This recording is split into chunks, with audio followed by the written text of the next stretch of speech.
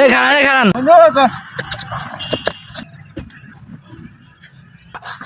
বন্ধু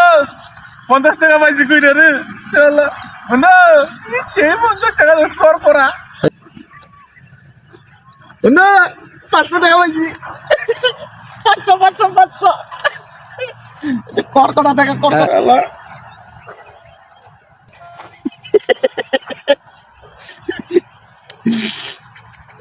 হ্যালো জান আজকে তোমাকে নিয়ে ঘুরতে যাবো